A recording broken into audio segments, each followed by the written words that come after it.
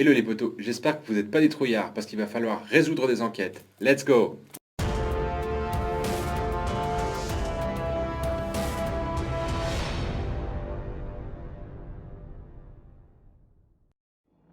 On se retrouve aujourd'hui avec le film d'animation Scooby, réalisé par Tony Servon. Alors, Tony Servon, c'est un réalisateur qui, dans sa filmographie, a plutôt réalisé dans 95% des cas des films d'animation, et parmi eux, on peut trouver par exemple Tom et Jerry et le Magicien d'Oz, ou Scooby-Doo rencontre les Kiss.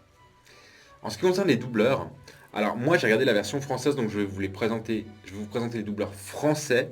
Et le premier que je vous présente, c'est Eric Misseuf qui double Scooby-Doo et Sammy Rogers, hein, donc vraiment les deux gros potes du membre du Scooby Gang. Et alors lui, on le connaît pour ses doublages, par exemple de Warwick Davis, de Massimo Troisi ou même de Noah Wyle. Alors pour ceux qui ne le connaissent pas, Noah Wyle, c'est vraiment l'un des acteurs principaux de la série Urgence. Le deuxième doubleur, c'est Mathias Kozlowski qui double Fred Jones. Alors lui, il a doublé par exemple Cillian Murphy. C'est la voix du héros du manga culte Akira, donc c'est la voix de Kaneda Shotaro. Et c'est aussi la voix de Riku, hein, qui est l'un des personnages principaux de la saga Kingdom Hearts, un jeu vidéo. Voilà. La dernière, c'est Caroline Pascal. Elle double Vera Dinkley. Alors, cette comédienne spécialisée en doublage, elle double plutôt des actrices de série, comme par exemple Lisa Weil, Olivia Wilde ou même Kylie Defer. Voilà pour les doubleurs principaux. Je vais juste vous présenter un petit peu l'histoire. En fait, on se retrouve avec le Scooby Gang, hein, donc vraiment tous les membres de la Mystery Company. Et ils vont avoir un cas qu'ils n'ont pas l'habitude de traiter. Voilà. Ils vont se retrouver devant un cas qu'ils ne connaissent pas, c'est pas dans leur habitude de traiter ce genre de cas-là. Et bien évidemment, ça va poser énormément de problèmes. Et ça va mettre en branle toute l'équipe. Elle va douter de son équipe, de sa cohésion. Et ça va donner des nouvelles aventures. Je vous en dis pas plus, je me arrête là, voilà. Mais c'est vraiment la base du film. Alors, qu'est-ce que j'ai pensé par exemple des doubleurs? Moi, il y a un truc qui me plaît énormément dans ce film d'animation, c'est que les doubleurs sont vraiment des doubleurs, des comédiens spécialisés en doublage. Ça, c'est la première chose.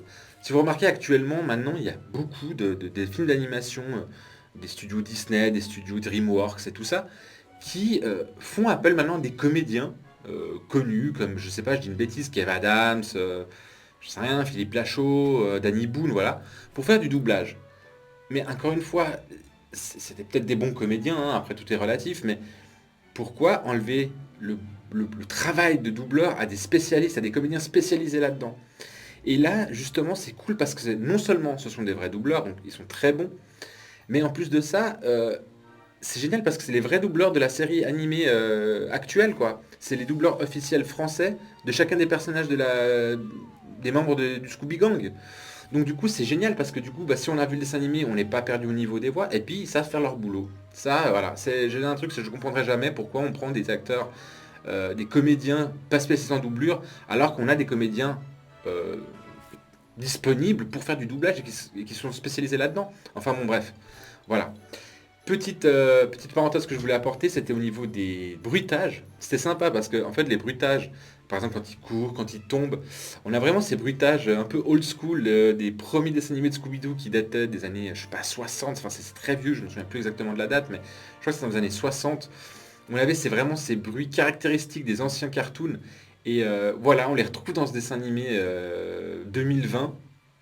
Et voilà, c'est juste une petite parenthèse que je voulais faire et que je trouvais ça super sympa pour les nostalgiques.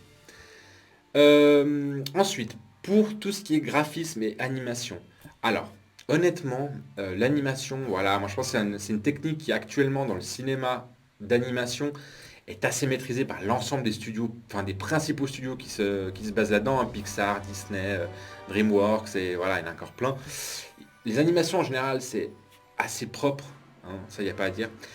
Après, au niveau des graphismes, voilà, alors, c'est pas moche, c'est clair, c'est pas moche.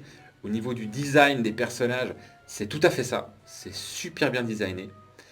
Après, voilà, c'est pas moche, les graphismes, mais c'est pas le niveau DreamWorks, c'est pas le niveau, encore moins le niveau Pixar ou Disney, quoi. On voit qu'il y a moins de budget, on voit que voilà, c'est pas un studio qui est hyper spécialisé là-dedans, mais franchement, ça fait le job. C'est clair que c'est moins détaillé, les graphismes sont moins détaillés, moins réalistes, mais ça fait vraiment bien le boulot, quoi. Il n'y a pas de problème, ça passe super bien à l'œil, c'est super agréable à regarder, ça reste agréable. Et voilà, les couleurs sont respectées, tout ça par rapport à la série. Donc à ce niveau-là, voilà, c'est pas ouf, mais c'est pas mal. Côté histoire. Alors, l'histoire en soi, je suis un peu partagé en fait. Je suis un peu partagé parce que d'un côté, il nous présente le Scooby Gang, hein, tous les membres de la Mystery Company, donc Vera, Daphné, Fred, Sammy, Scooby, dans un contexte complètement différent. Ce qui est sympa parce que c'est neuf, parce que dans la série on voit toujours c'est la même chose. Hein. Là, il essaie de nous le présenter dans un autre contexte. Mais en même temps, bah, c'est bien, mais en même temps c'est pas bien parce qu'en fait on se dit mais c'est pas ça Scooby-Doo. Et pour une fois qu'on va voir Scooby-Doo au cinéma, bah, on a peut-être envie de les voir réellement au cinéma dans leur contexte habituel. Donc je l'ai un peu partagé honnêtement sur est-ce que j'ai aimé, ce que j'ai pas aimé.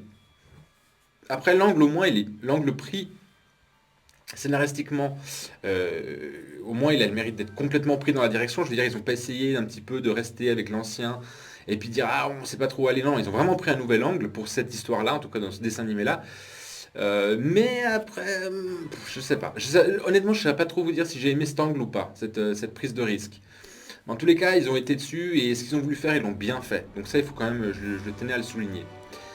Ensuite, autre chose hyper intéressante, c'est que ce film est vraiment un film familial, mais pur. Mais je crois que c'est un des films familiaux pour le coup. Euh, une des grosses références de ces derniers mois que j'ai vu pas mal de films d'animation, je trouve que ça c'est une des références. Pourquoi? Parce qu'on voit clairement que le film il a été fait d'une part pour les enfants, donc on a des petits gags, c'est très actualisé, hein, on a vraiment à l'ère des smartphones, des machins, des trucs, la technologie actuelle. Vraiment c'est très actualisé, hein, on n'est pas dans les années 60 ou... Non, non, là on est vraiment, voilà, tous les membres ont des téléphones portables, ils ont... Voilà. Bref. Et d'un autre côté, on a clairement plein de références pour les parents. Pourquoi? Parce que dans ce film, je ne vais pas du tout vous spoiler, mais vraiment ça me fait sourire parce que oui, effectivement, il y a énormément de références au dessin animé. Moi, ça m'a fait penser à Cartoon Network. Je ne sais pas si vous avez connu Cartoon Network dans les années 90. Voilà, à l'époque où il y avait les fous du volant, Hong Kong Foufou, Capitaine Caverne, je sais pas, Satanas et Diabolo. Tous ces dessins animés de l'époque, j'en oublie, il y en avait tellement. Enfin, et tous ces références sont dans Scooby-Doo. Il y a plein de petites références à tous les dessins animés Hanna-Barbera. D'ailleurs, c'était vraiment des dessins animés des studios Hanna-Barbera.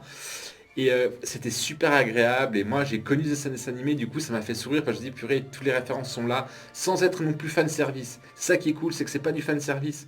C'est vraiment hyper bien intégré à l'histoire. Et c'est voilà, ça m'a mis la banane parce que bah ouais, c'était des références de quand moi j'étais gamin et j'ai kiffé en fait. J'ai vraiment kiffé ça, c'était génial.